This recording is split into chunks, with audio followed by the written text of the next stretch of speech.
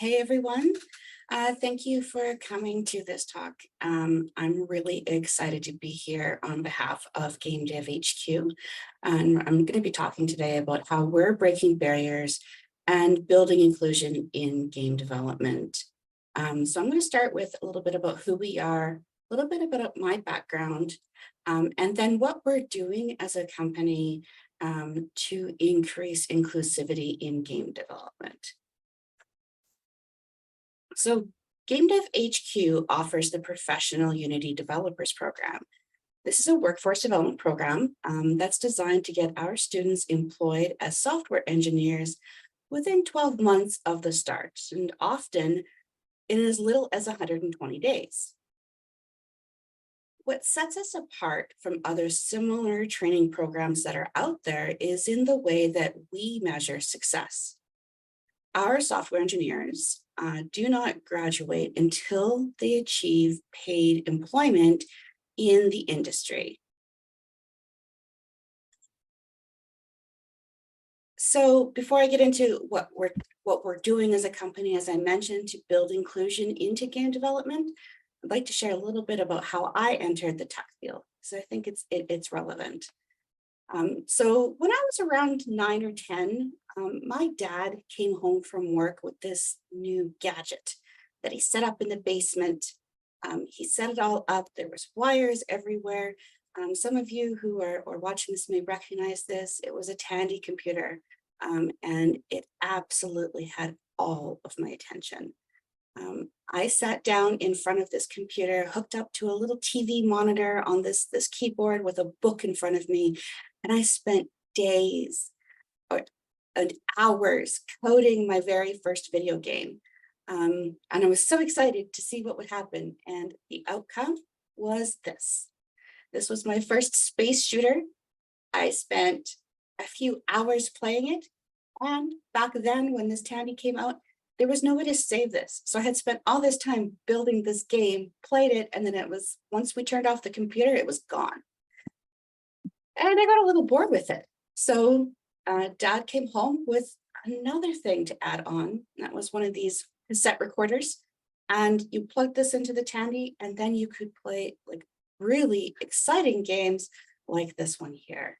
This was my favorite game, and I spent hours playing this.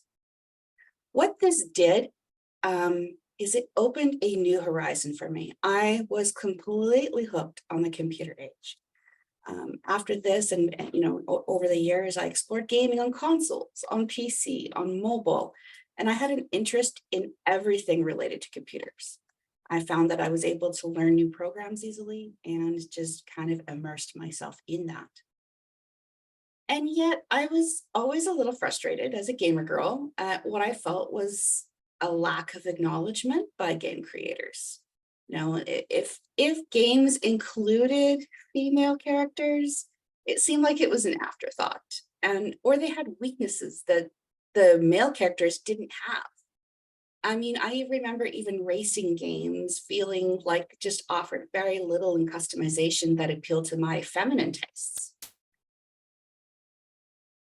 One of the things that, as much as I was interested in the whole computer age, I never considered it a career in tech or computer science or game development. It wasn't even on my radar as something that was a pathway available to me. I lived in a rural community and I was female, and it didn't seem like it was an option. So the position I'm in today as COO of a company that creates game developers, that wasn't intentional. It definitely wasn't the expected destination. So how did I get here? So I started my career in corporate and government as in administration. I left my job in 2008 because I needed more flexibility and the ability to attend therapy appointments for my son who had developmental delays. My government job just didn't allow that flexibility. I spent the first 2 years in my business learning programs, investing all of my earnings back into more training. And I learned that I really had an affinity for technical VA work. I could learn new systems and programs easily and help my clients with those. I became Keep certified. In 2011, I became an online business manager, which I shifted my priorities and my focus from technical VA type of work to systems, operations, and team management. I spent the last 12 years in those roles with various companies. And then in mid 2022, I took the EOS Integrator Masterclass, and I joined GamedevHQ as an operations specialist. Today, my role with GamedevHQ as COO that I accepted on January 1st, has me all of the regular type of stuff. I'm overseeing the design of business strategies, the plans, our procedures, setting our goals for performance and growth, establishing the policies that promote our company culture and vision that is held by our CEO, Jonathan. And basically, at the core, I oversee daily operations of the company and our team. But I also have a mandate that is personal and important to me, and that is to increase the diversity across our company and our student body. So when I joined GamedevHQ, I looked around and I realized that there was an imbalance there wasn't a lot of diversity on our team or in our student body. In particular, there were not a lot of women students at the time. And what I realized is that imbalance, that lack of diversity, it wasn't purposeful. It wasn't something that was intended. And in fact, what I've discovered as I leaned into this is that building inclusive communities requires intentionality in creating those opportunities. And that's really where my mandate comes from. So this became evident early on for me while listening to a conversation in our sales and marketing department. In the first meeting I attended, I was listening in as an observer to a conversation between our Facebook ads agency and our sales team at the time. And what I heard was a problem in the culture that needed to be addressed. So they were talking about changes to our Facebook ads and whom to target to. And it was suggested by someone in the room that women were to be excluded. All the men in the room, and it was all men except for me, immediately agreed. And some remarks about the fit of women to this program were made that, frankly, I found offensive. There was no purposefulness here to explore how to appeal to diverse populations like women due to the unconscious biases that was held by this very non-diverse group of decision makers. And that's when my mandate was born. I wanted to change the face of our team and our student body and align it with our company vision. Our CEO, Jonathan Weinberger, was completely on board, and he has enthusiastically supported this effort at every step. And it's really what's brought us here to this conference. So I want to talk a little bit about why diversity matters in the game dev industry. Specifically, it's in the tech industry, but specifically I want to talk about game development. So when we're thinking through this, one of the important things that I just touched on is in representing diverse audiences. So in the example of my own team, we're in a meeting where we just arbitrarily had excluded all women from ad spend due to unconscious bias, I sat there asking myself, how are they equipped to speak to women and other underrepresented groups when they have no awareness or of the perspective that those groups bring? Quite honestly, or putting it a little bit more plainly, how did some of these white bros appeal to women or people of color or the LGBTQ community? The answer is they don't. Another great example of being able to represent diverse audiences in the game industry is the game Life is Strange. It features a diverse cast of characters, including a biracial protagonist, a lesbian love interest, and a character with a disability. The game also tackles difficult issues such as bullying, mental health, and suicide prevention, which resonate with a wide range of players. The development team included people of different backgrounds, experiences, and perspectives, which helped create a game that was authentic and representative of diverse audiences.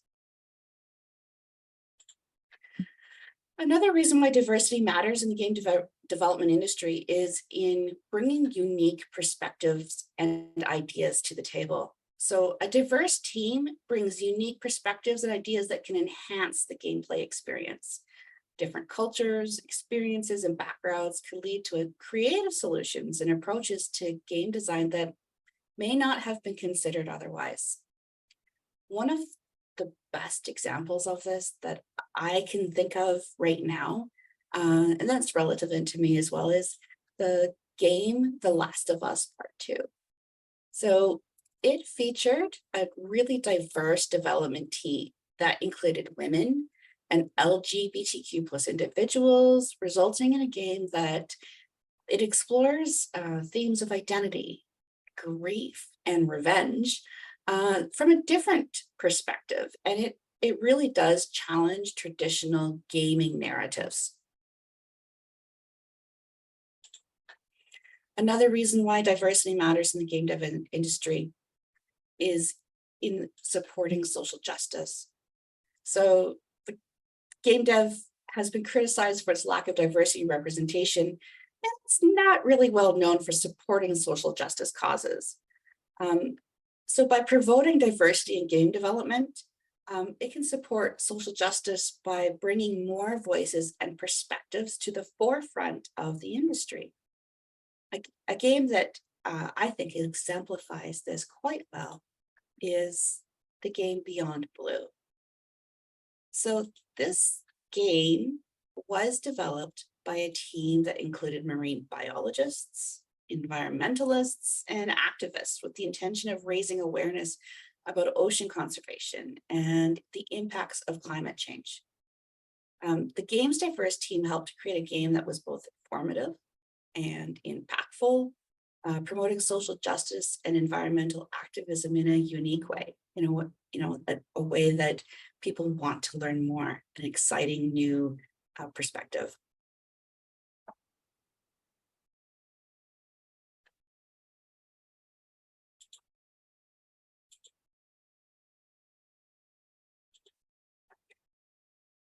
I think probably the most well-known and maybe the most important to me reason why diversity matters in the game dev industry is in avoiding stereotypes and bias.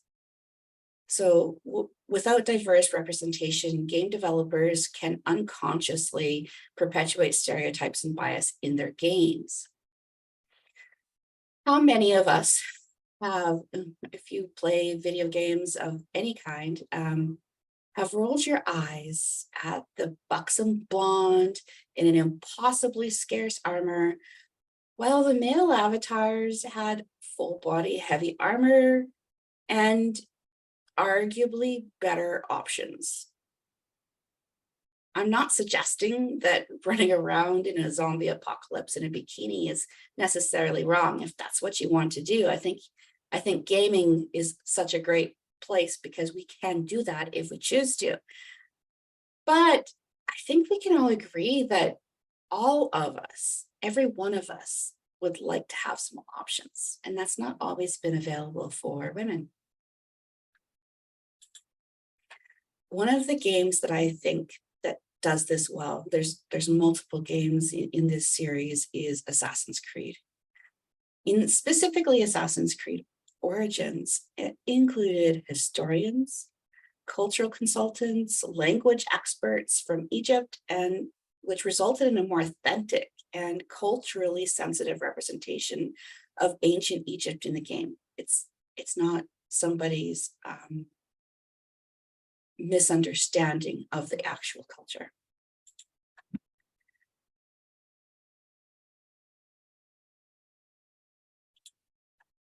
So now that I've talked about what I think the problems are, I have a whole list of them. I just keyed in on a few of the ones that I think are the most important.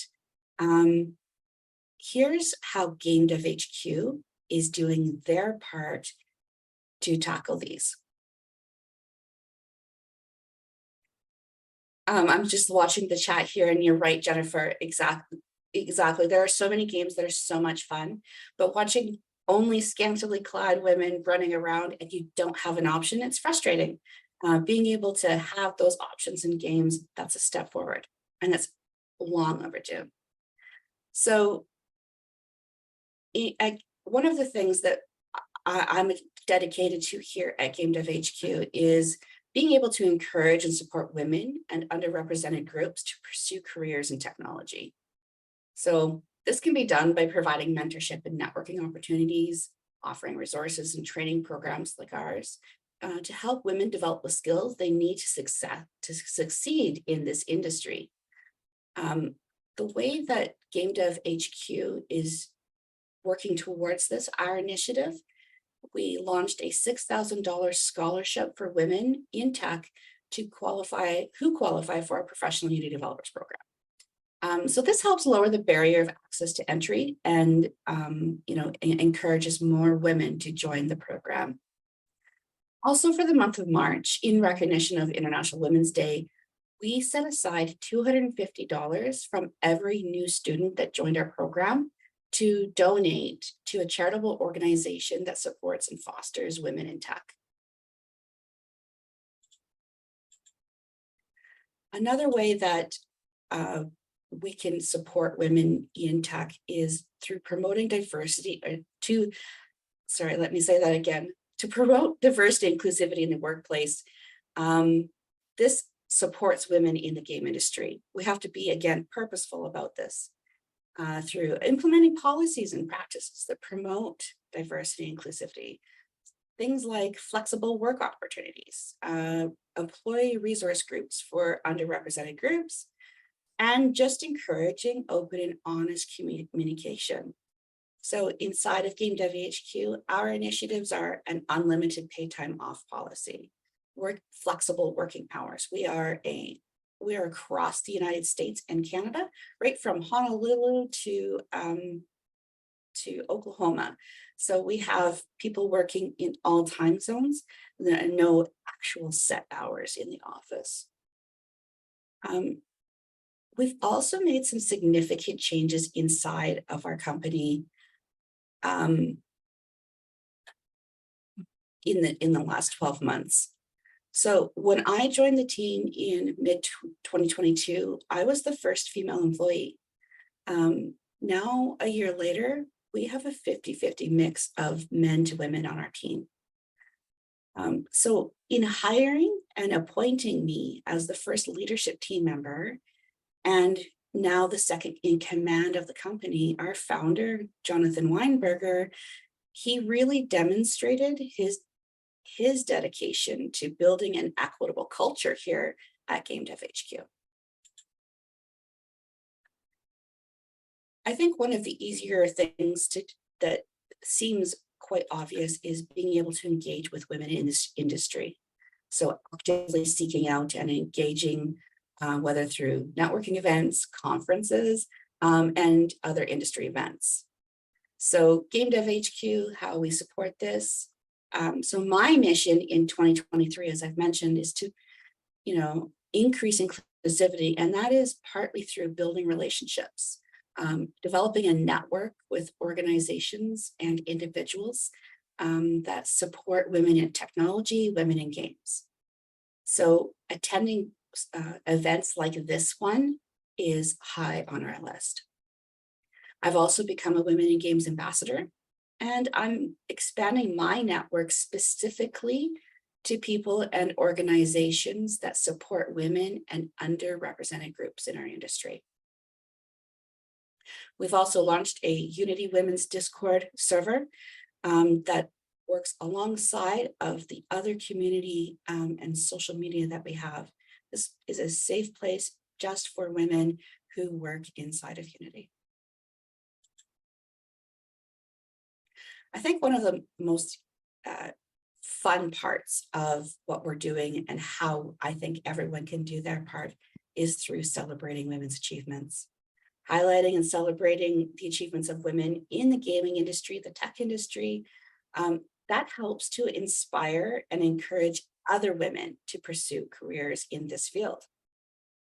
So at GamedevHQ, the way that we're doing this is we are developing case studies, success stories, marketing messages that feature, elevate, and celebrate our female and female identifying students and their successes.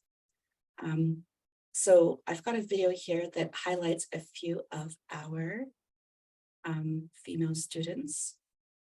Please let me know if you can hear.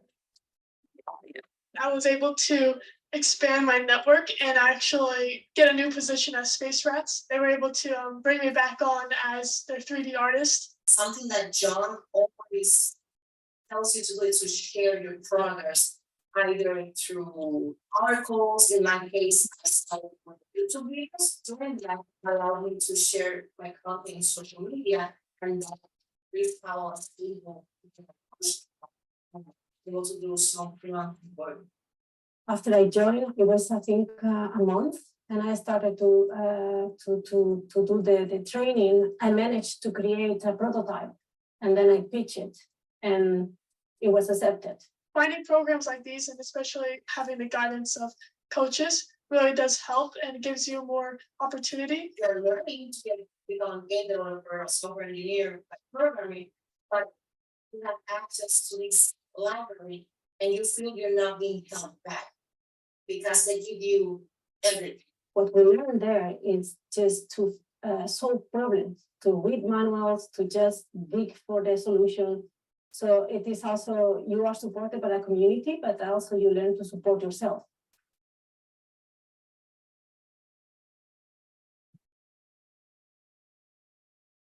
In other ways that we're elevating women, so we invite everyone to have, and we feature them in these videos.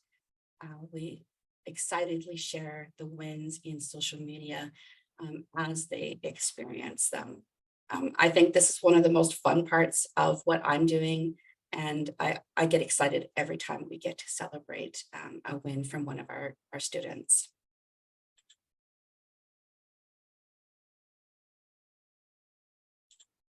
This person here, Frankie Brown, she had one of the fastest paths to success in her program, and it was so rewarding to see her resilience and hard work pay off. So that's all I have. These are some of the ways that GamedevHQ is breaking barriers and building inclusion in game development. We have more work to do. There's a lot more to this conversation. Building diverse teams and communities is something that will take time and commitment. Like I said, the conclusion that I've come to is that it requires purposeful action. So if you'd like to stop by our booth, I'll be happy to, talk further about this, or, share a little bit more about what GamedevHQ has planned. That's our link there on the screen. And as well, you can find us in the Silver Exhibitors Hall. So happy to answer any questions anyone has.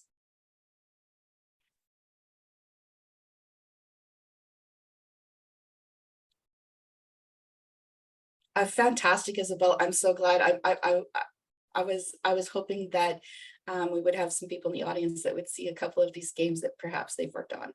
So we do have 5 minutes left if anybody wants to, has any questions or, more feedback.